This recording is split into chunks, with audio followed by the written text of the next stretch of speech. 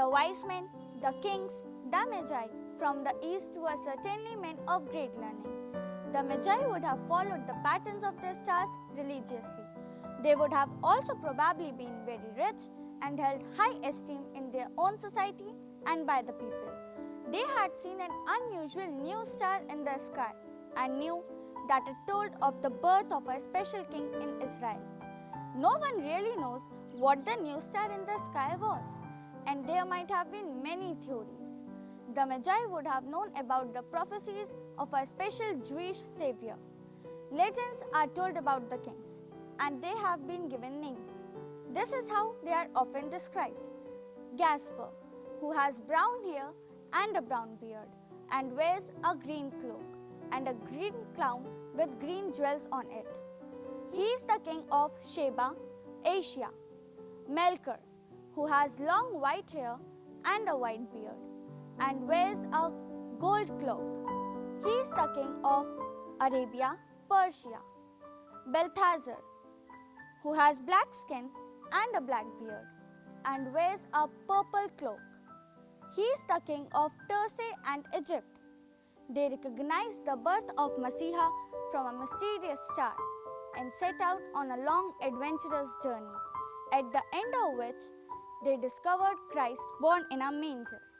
The wise men were committed to a costly and time-consuming journey. To travel to the land, the star led them.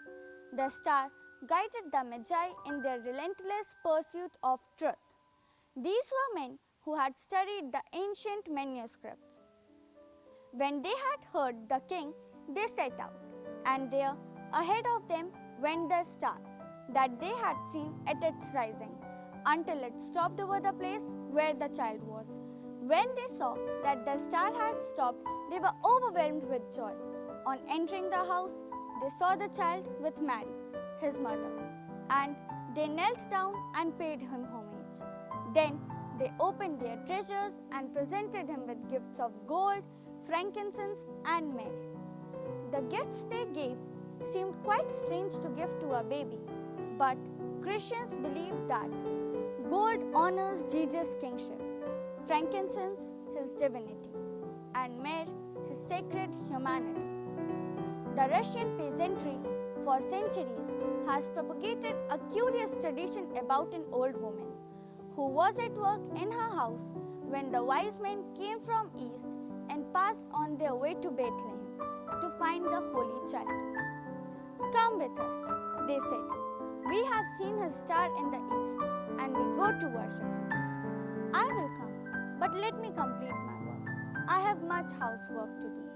But her work was never done, and the three kings had passed on their way across the desert. This old woman never saw the Christ child, but she is still living and searching for him. And though she did not find him, out of love for him, she takes care of all his children. She believes that in each poor child whom she warms and feeds, she may find the Christ child whom she neglected long ago. But she is not doomed to disappointment, for the divine child said, "He who receives one of these little ones in my name receives me." The kings at Christmas convey the message that we should have the openness and humility to read correctly the signs of the times, which is revealed in our various life situations, and to set out adventurously, risking our lives and leaving the comfort zones in order to encounter the promises of God. The Magi teach us how to perceive in the journey to our destination, but the Russian legends leads us with a reflection that even though we are unable to follow their star and meet the Holy Child at Bethlehem, caring and serving his children will also give us the promised reward, as Christ says. Wish you all a very happy Christmas.